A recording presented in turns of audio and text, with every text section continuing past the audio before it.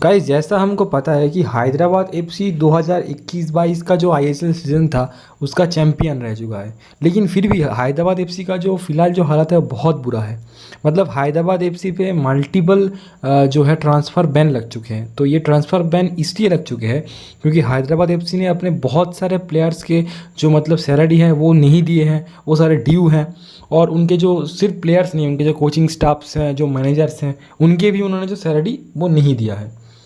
तो इसी चीज़ को लेकर उनके टीम में जो 13 रेगुलर मेंबर्स हैं और शायद उनका जो कोई मतलब एक बैकअप स्क्वाड है उसमें कोई प्लेयर है, तो ये सब लेकर उन्होंने अपना जो एक टीम खड़ा करके रखा है। लेकिन बात कुछ ऐसा है कि उन पे अगर ट्रांसफ़र बैन्स लग चुके हैं तो वो कोई दूसरे प्लेयर को ख़रीद भी नहीं सकते और बेच भी नहीं सकते। इसी चीज़ के चलते हैदराबाद एफसी जो डुरांड कप के लिए क्वालिफाई हुआ था वो डुरांड कप भी अटेंड नहीं कर पाए।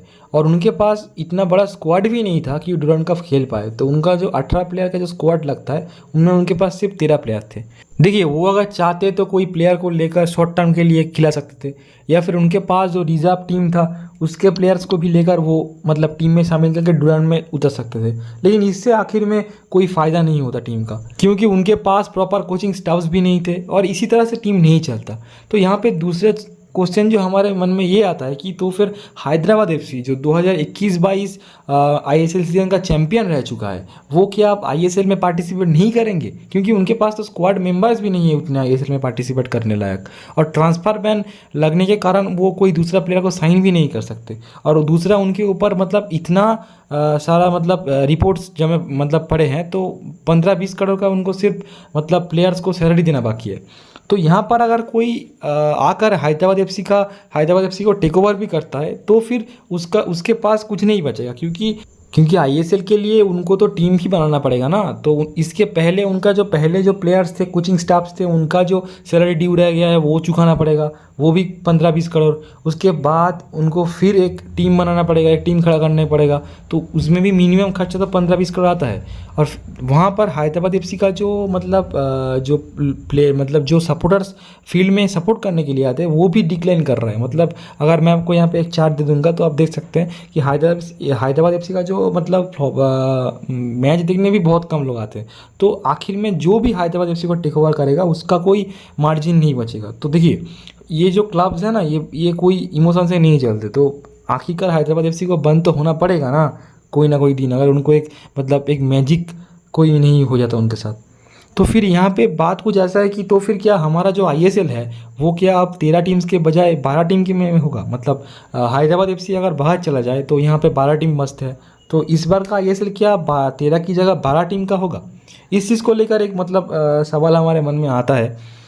तो यहाँ पर जो खबर मतलब जो र्यूमर्स उठ के आ रहे हैं कि जो श्रीनिधि डेक्कन टीम है ना, जो आई लीग में पार्टिसिपेट करती है, और उन्होंने इस बार भी बहुत अच्छा टीम बनाया है। वो टीम अच्छा बनाते हैं हर बार, और इस बार उनका टीम बहुत अच्छा है। उन्होंने ला लीगा 2 से भी एक प्लेयर को साइन किया है, और उन्होंने जो लीगा 1 व लीगा 2 से भी कोई एक प्लेयर को साइन किया है। तो उनका टीम इस बार बहुत अच्छा है, मतलब आईएसएल के स्टैंडर्ड में है। तो अगर वो ये फ्रेंचाइजी फ़ी पे करते हैं और अगर हैदराबाद नहीं खेल सकता तो शायद उनको भी खेलने का मौका मिले। और दूसरी ओर जो टीम हमारे मन में आता है कि अगर हैदराबाद का कोई सब्सिट्यूट कर सकता है, तो मेरे मन में तो आता है कि इंटरकाशी कर सकते हैं, क्योंकि इंटरकाशी ने एक बहुत अच्छा चाल चला है और इंटरकाशी का एक लॉन्ग टर्म गोल है कि आईएसएल में ही खेलना पड़ेगा। तो ये लॉन्ग टर्म गोल को लेकर वो आगे बढ़ रहे हैं। देखिए, उन्होंने पहले हवास को साइन किया जो एक मतलब लेजेंडरी कोच है आईएसएल का। फिर यहाँ पर एक भी बात चल रहा है कि वो मतलब ये एक र्यूमर है कि वो जॉनी काऊ को साइन कराएंगे। तो जब जॉनी काऊ को एक टॉप प्लेयर है, मतलब वो एक लेजेंड है जिन्होंने यूरो कप में भी खेला है। तो वो मतलब मोहन बागान के सिस्टम में फिट नहीं बैठ पाए। लेकिन इससे ये थोड़ी होता है कि जॉनी काऊ कुछ बुरा प्लेयर है। जॉनी काऊ कोई बहुत लेजेंडरी प्लेयर है, और अगर इसके बाद उनका टीम भी बहुत अच्छा है।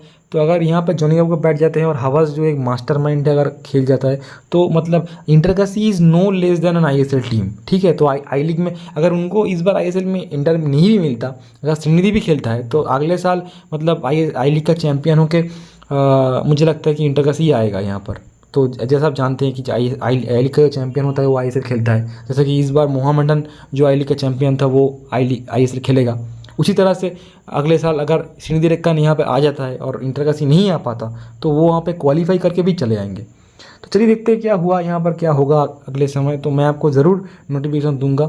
और मेरे इस चैनल में इंडिया स्पोर्ट्स मतलब फुटबॉल, क्रिकेट, ओलंपिक्स मतलब सारे स्पोर्ट्स के बारे में वीडियो आते रहते हैं। तो अगर आपको इंडियन स्पोर्ट्स के बारे में थोड़ा सा इंटरेस्ट है, अगर आप इंडियन स्पोर्ट्स को सपोर्ट करते हैं, तो ज़रूर से हमारे इस चैनल को सब्सक्राइब कर दीजिए और हमारे दूसरे वीडियोज़ को देखिए। Thank you for watching.